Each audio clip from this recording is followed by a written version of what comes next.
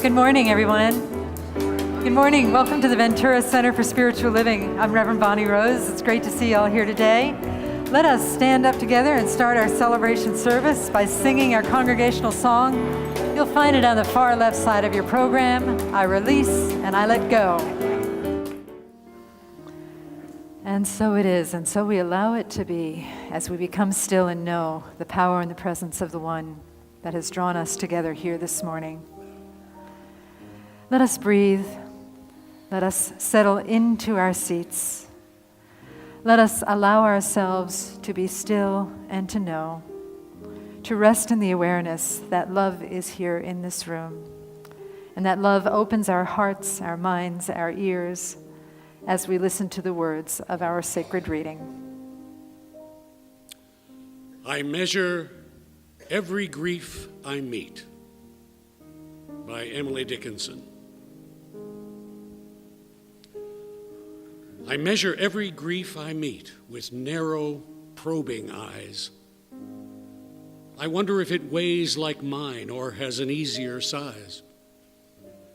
I wonder if they bore it long, or does it just begin? I could not tell the date of mine. It feels so old a pain. I wonder if it hurts to live, and if they have to try, and whether, could they choose between, it would not be to die. I know that some, gone patient long, at length renew their smile, an imitation of a light that has so little oil. I wonder if when years have piled some thousands on the harm that hurt them early, such a lapse could give them any balm? Or would they go on aching still, through centuries of nerve, enlightened to a larger pain in contrast with the love? The grieved are many, I am told. There is the various cause. Death is but one, and comes but once, and only nails the eyes. There's grief of want, and grief of cold, a sort they call despair. There's banishment from native eyes, in sight of native air. And though I may not guess the kind correctly, yet to me a piercing comfort it affords in passing Calvary, to note the fashions of the cross and how they're mostly worn. Still fascinated to presume that some are like my own.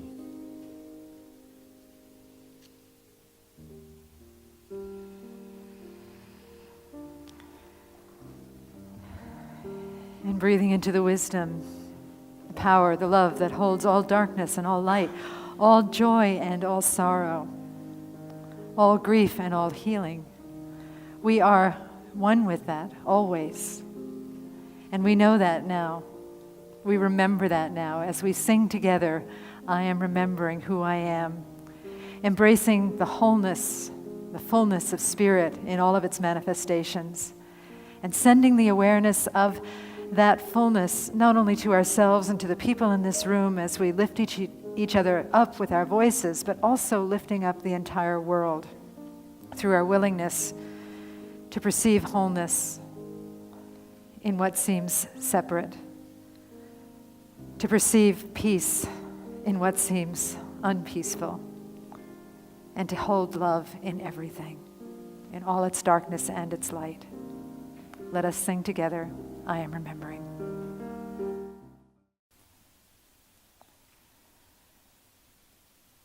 And resting in the fullness as the fullness that holds all things.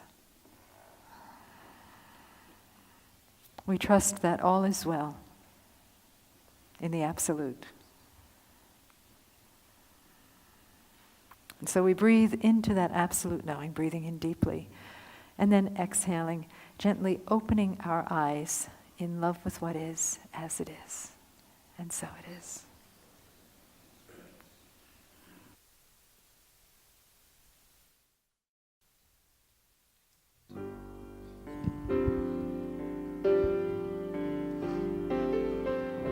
If I were the sun way up there, I'd glow with love most everywhere.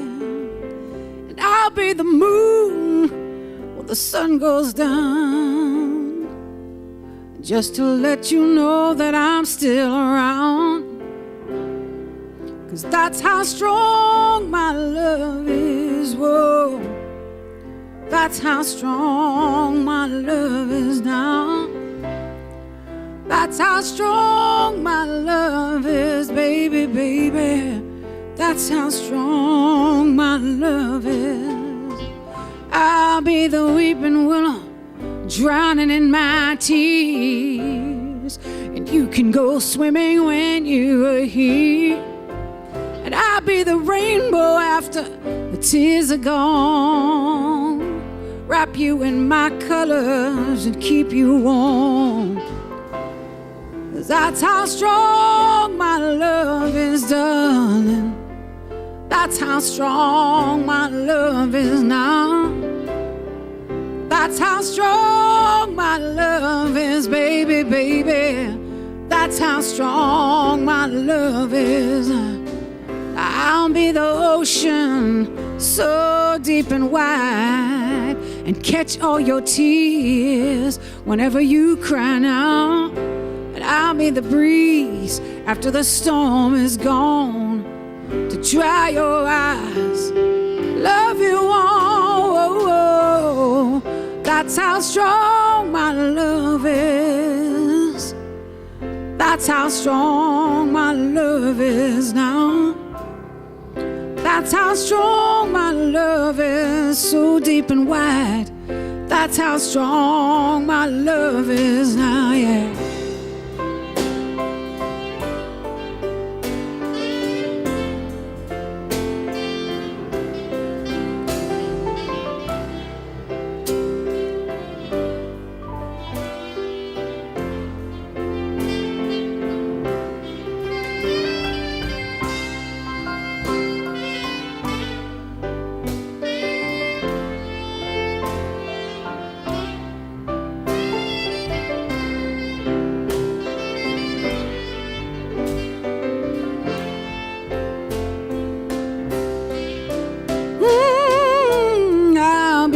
Ocean, so deep and wide,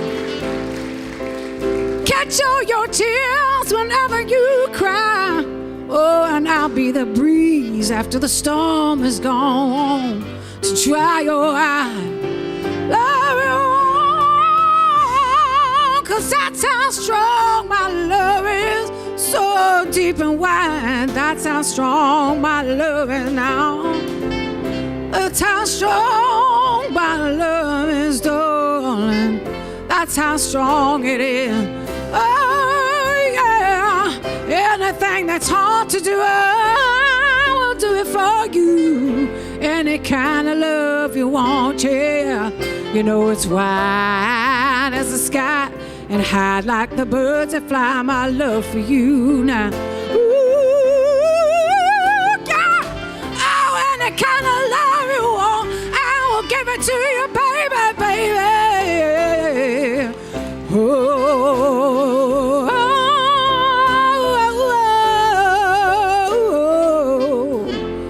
ooh, that's how strong. That's how strong. That's how strong my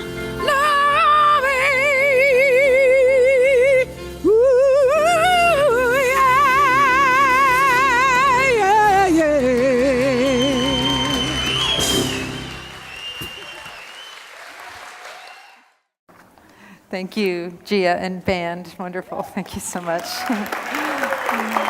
beautiful.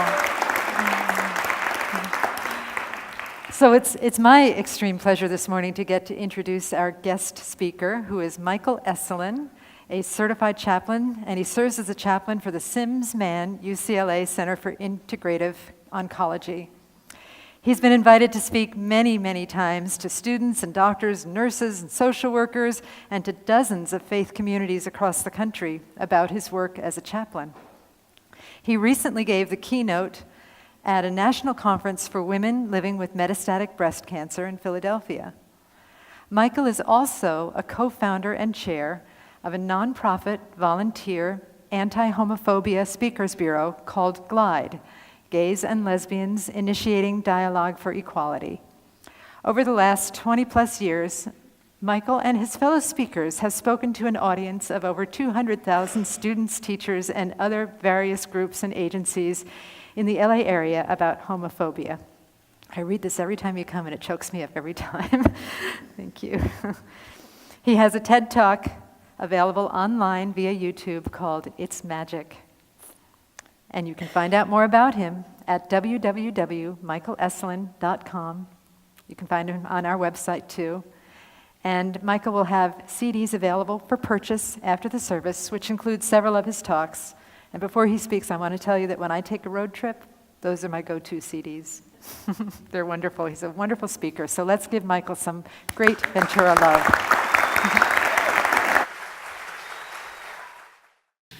Well, thank you for the nice welcome. It's a big treat for me to be here, and I always look forward to coming back. I imagine that the very last person to survive the end of the world as we now know it will at some point turn around and say to nobody there at all, "Damn, but I guess it could be worse." It's a pretty darn universal coping strategy, I find. And an effective one. It demands that we take a step back from our circumstances to get a larger perspective, and it also insists that we muster some kind of gratitude for whatever it is that we do have. In my work as an oncology chaplain, I'd say that well over 90% of the folks that I meet would make some such version of that claim and take comfort in it. It could be worse. I'm so glad they caught the cancer early. At least it hasn't metastasized. I'm grateful I don't have to have radiation. Look, I've had 60 years of life. Look at these little kids who get cancer. I'm just glad it's me and not my wife or kids who has this. Like I say, it's an effective tool. I have this breast cancer patient named Margie. She's this spry, sassy gal in her 70s with this sly, slightly devilish sense of humor. Somebody my mom would describe as a kick in the pants. Margie's also a bit of a busybody. She flits around the clinic, chatting up the other patients with her IV stand in tow. And she's also designated herself as my agent of sorts. Michael, you see that woman third chair from the window over there? I think she needs to talk to you after I'm done with you. One day, Margie opened with, "Michael, I'm a terrible person. It's true, but I use all these people. Isn't it awful? I talk to them, and after I hear their stories, I think, you know, Margie girl, you don't have it so bad. Isn't that terrible?" Now, her tongue was planted firmly in her cheek, but she's making a deadly serious point. She's speaking a profound truth for all of us, really. She speaks to that part of us that might find ourselves terribly aggravated to be the very last person in an impossibly long line at the bank, the supermarket, the DMV. And as soon as somebody steps behind us in line, we feel better. The longer the line grows behind me, the better I feel. I'm not an inch closer to getting my business taken care of, but hey, at least I'm not where you are. Every time I turn around and look behind me, I feel a little bit better, like it's some kind of spiritual Ponzi scheme or something.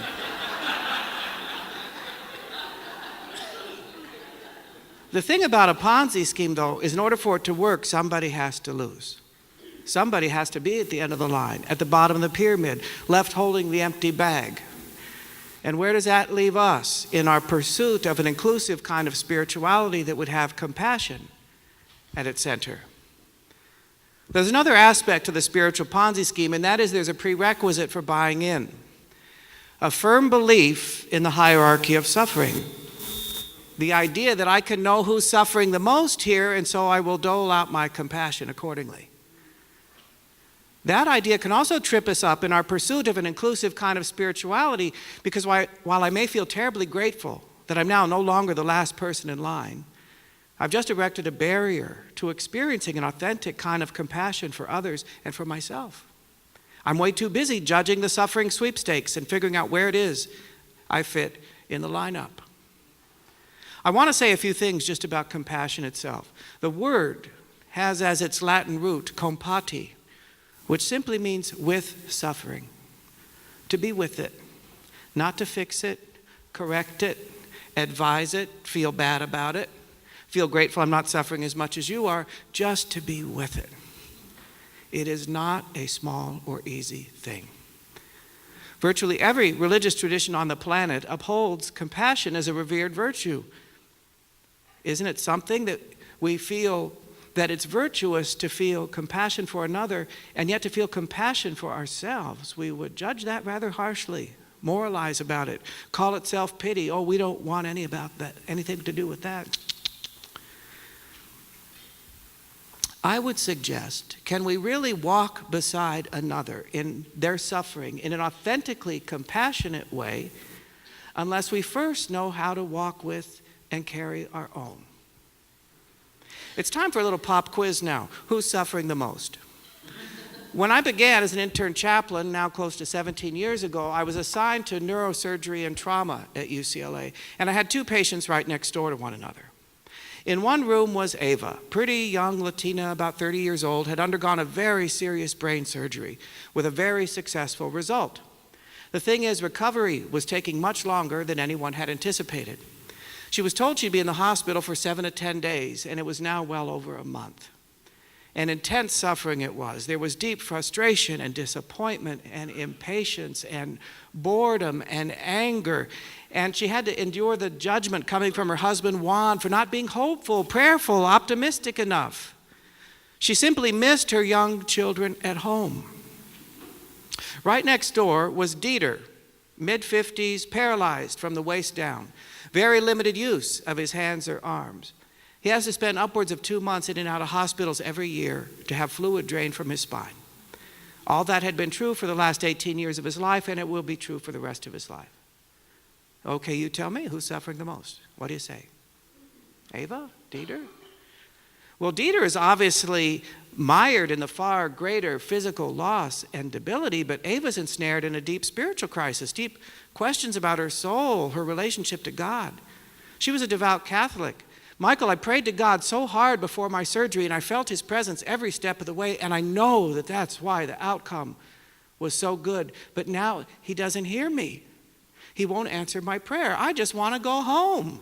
Why? It was very tempting for me to want to relieve her suffering by correcting her point of view without really drawing nearer to the humanity of her suffering. It was very tempting to want to say, Ava, look at it this way. You're in one of the world's greatest hospitals. You've had an excellent outcome on your surgery. You have a husband who adores you, healthy children at home, can't wait to see you. Be patient, get over it. Is that what compassion looks like?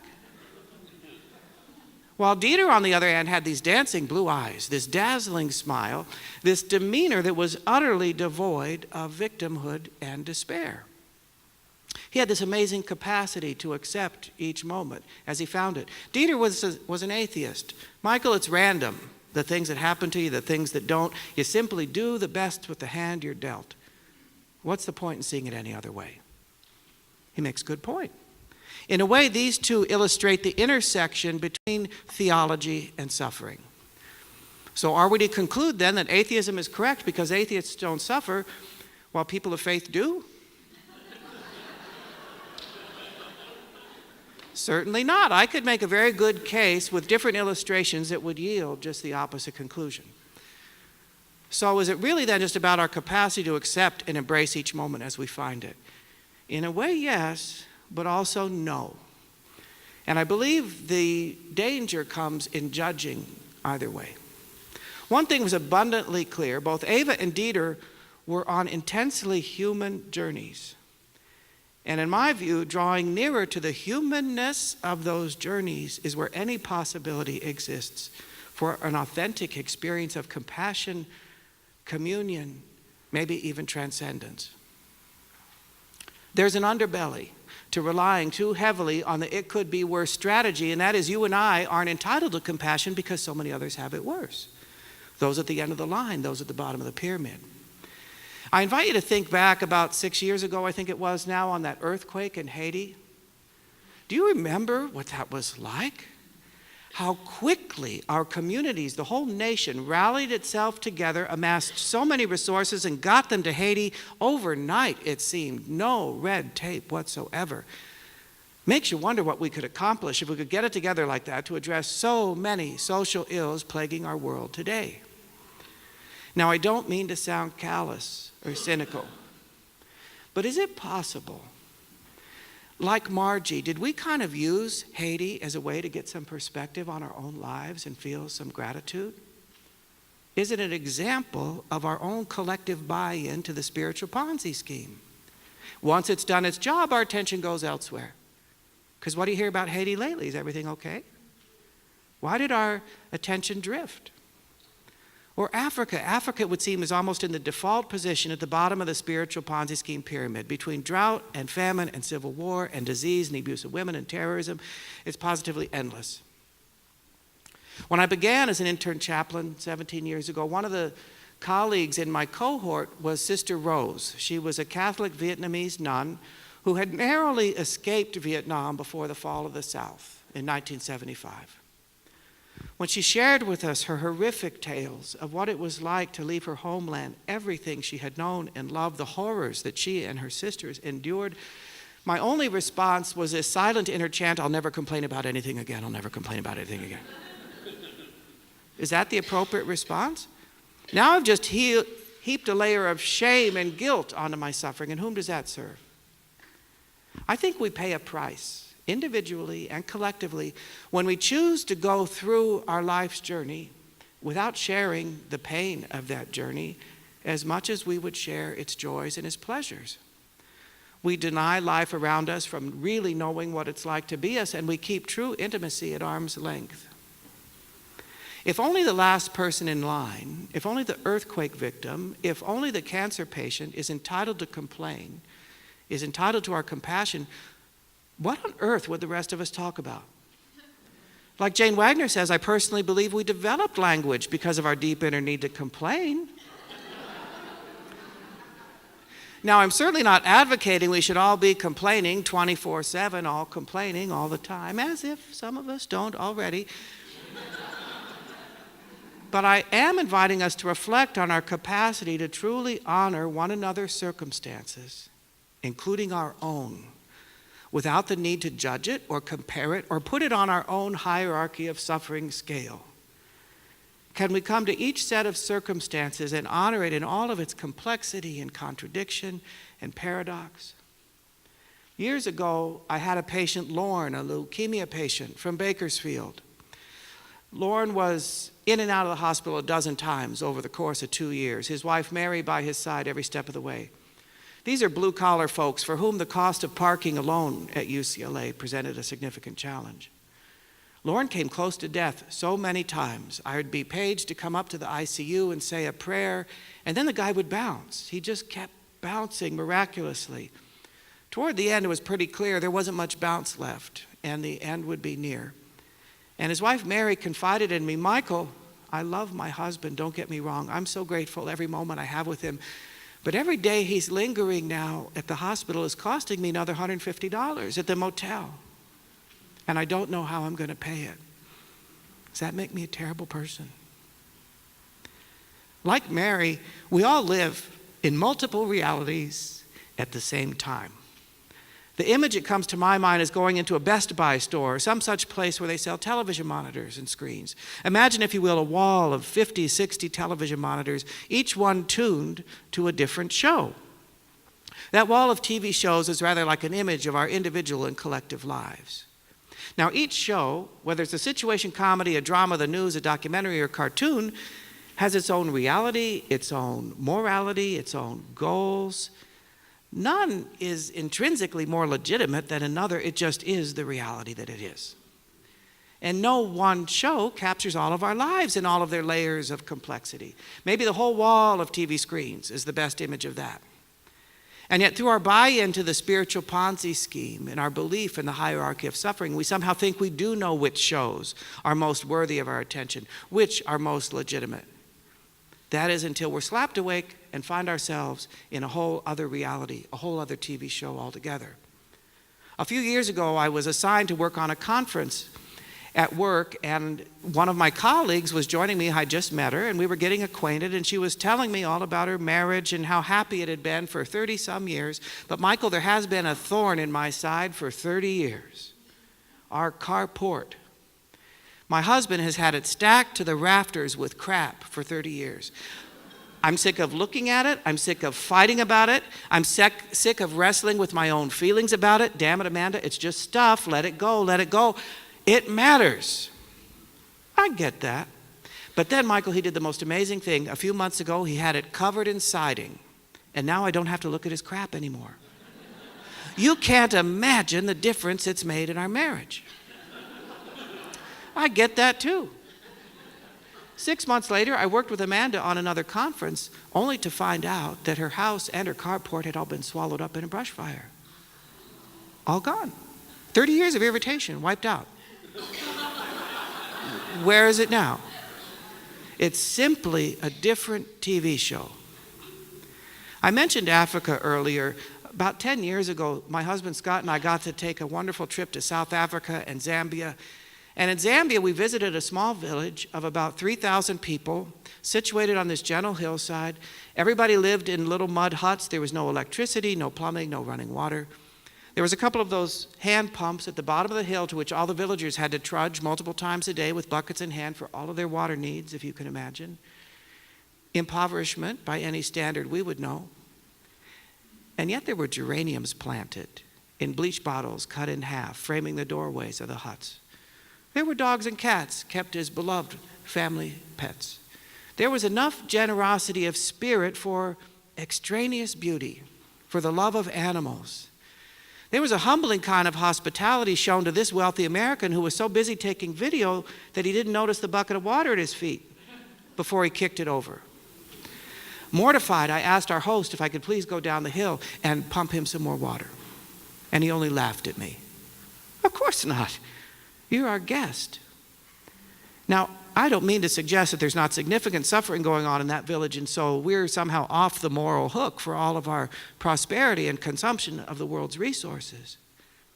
But I will tell you, it does make me wonder, is it possible, as with the Sister Rose Escapes from Vietnam show, is it possible that in the Zambian village show, there might be a kind of simplicity, a clarity, a comprehensibility that is missing from the Carport is Driving Me Crazy show? Is it possible in some ways the suffering might be less? I imagine priorities and action plans become crystal clear when the goal of the whole show is get through the day without dying. Because I will tell you, when I left that village, I left not with so much gratitude in my heart for what I have, but some longing for what they have. For what? For a sense of belonging to my family, to my community, to my place in the world, for freely given smiles and affection. Maybe it's best just not to judge the TV show. The Buddhists offer the concept of beginner's mind, coming to each situation in which we find ourselves with the mind of a beginner. I know nothing, as a way of being fully present and available to awakening and discovery. Maybe we ought to come to each TV show we see with the mind of a beginner. What if suffering is just suffering, and the flavor of that suffering just depends on the TV show? Because I would suggest when a 2-year-old drops her ice cream cone and wails about it, her suffering is as real as you or I getting a diagnosis of cancer. Now, we can admonish her, try to remedy the situation, fix it all up. Stop your crying. It's just an ice cream cone. I'll get you another one. But in her mind, I don't want another one. I wanted that one. And I feel foolish for having been careless with something so precious to me, and I don't have any language skills yet to articulate any of the nuances of these feelings, so I'm just going to wail. A number of years ago, when my husband Scott retired from his corporate job, he was doing an awful lot of travel for work. And in order to save money on taxis and airport parking, I was making a lot of runs back and forth to LAX. Now, I do need to say, Scott loves to wrap gifts. He wraps the most exquisite gifts you've ever seen. It's part of how he expresses his love, his creativity, his generosity. It's an event to get a gift from Scott. So, one December, Scott was flying home from a business trip to Chicago on a Sunday. And while in Chicago, he went to one of his favorite shops to buy some very special wrapping paper to wrap all the gifts he had carefully selected for his staff for the holiday office party that was going to be that following Monday. It being December and Chicago, his flight was many hours late. So he's sitting in O'Hare endlessly, dozing off. His flight's finally called. He gets up to go to the gate, and the shopping bag full of wrapping paper at his feet was gone. Stolen. Frantic, he asked the woman sitting across from him, "Did you see anybody take my bag of wrapping paper?" "Well, yes, I did, but I didn't think a man would be traveling with wrapping paper." "Great. On top of the lost, I get a nice sexist, homophobic slur thrown in for the bargain." So when he gets to LAX, it's close to midnight, Sunday night. He's got one good nerve left, and I've got two. And with good intentions, but not with any genuine compassion, I gently offered, honey, maybe we could go to the all-night Rite Aid and we could find some paper that would work. Oh, the look he gave me.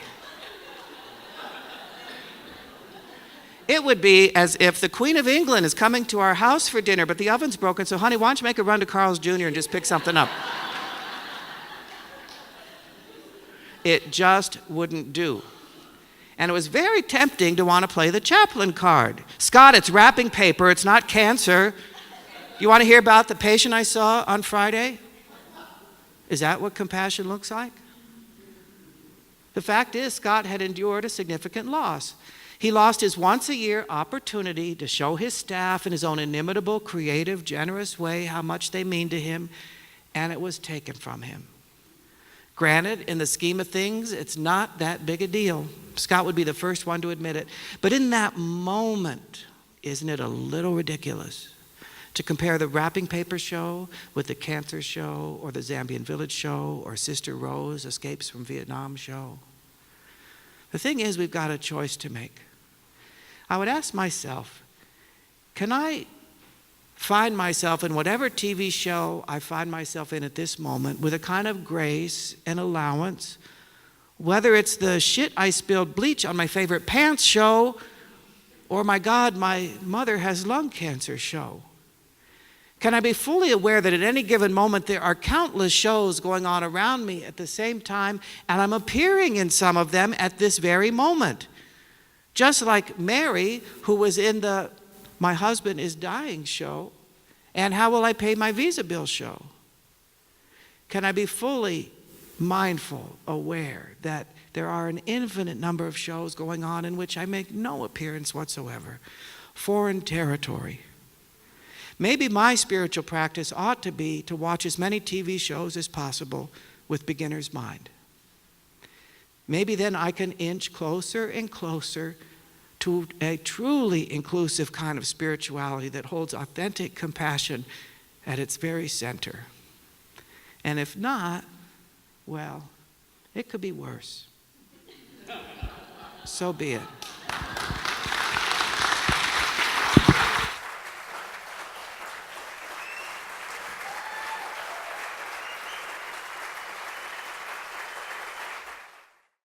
All right, let us turn within just for a few words of reflection and prayer. We breathe in and we breathe out. We allow ourselves to settle into this beautiful moment, this TV show where we're all starring in this moment. And we recognize that the source of all of these shows, of everything, Today I choose to call it love. The love that created this world, that gave us the darkness and the light, that gave us the richer and the poorer, the better and the worse, that gave us all opposites to allow us to transcend and embrace and transcend again the beauties of these opposites, to approach them with beginner's mind and the realization that we are good and we are exactly where we are supposed to be, and that we have the capacity and the heart to walk with others in their journey, whether it's suffering or joy. We suffer with, we are joyful with, and we allow it all to be wrapped in this beautiful, beautiful package that we call reality, that we call love. And so I am grateful, so grateful for this time that we have spent together, so grateful for the opening in our minds and our hearts, so grateful in the knowing that the words that were spoken by Michael have already enhanced our lives and opened us to recognize and accept and embody a deeper level of compassion in our lives, a deeper level of understanding, not only for the world around us, but for ourselves. I am grateful for the amazement that I feel, the privilege of living in this mystery, in this divine place that we call existence, where everything exists and where all possibilities abide. I'm grateful for the healing and the transformation that has taken place here, whatever that looks like, and I am grateful for the healing and transformation that takes place beyond the walls of the center, that takes place through our shared spiritual work. I bless this teaching as I bless this spiritual center and every person in it. I bless all paths to God, churches, synagogues, temples, mosques, ashrams. I bless atheists and fundamentalists, trusting that everyone and everything has its perfect place in the scheme of perfectly imperfect reality. And with a heart that is so filled with gratitude and so filled with blessing, I just give thanks. I say, thank you, Spirit. Thank you, God. Thank you, love. And I release these words into the mystery. And together we say, and so it is.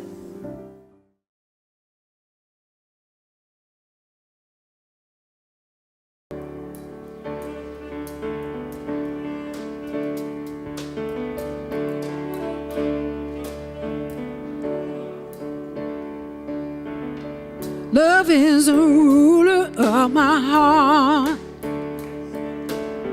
Peace is the spirit of my soul.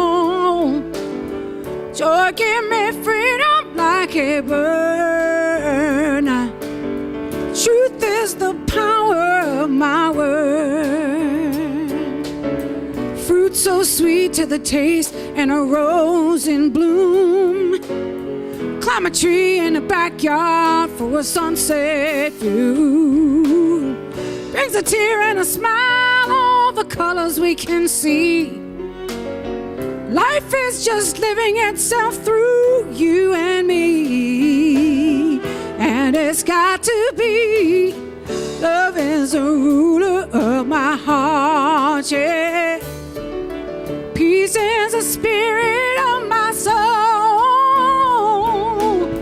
Joy bring me freedom like a bird, yeah. Truth is the power of my word, yeah. There's a dream in everyone, from the acorn to the oak. A deep expression of wonder and hope. Kindness is never in vain, it's always been so. God's love is all the same in one and all I know. Win, place, or show, baby, love is the ruler of my heart, yeah. Oh, peace in the spirit of my soul.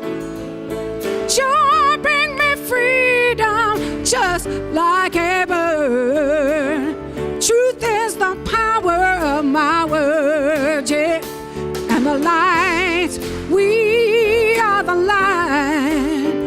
let's shine on. Ooh, that's right. And the light, we are the light. Let's shine on. Sing this song, yeah. Come on.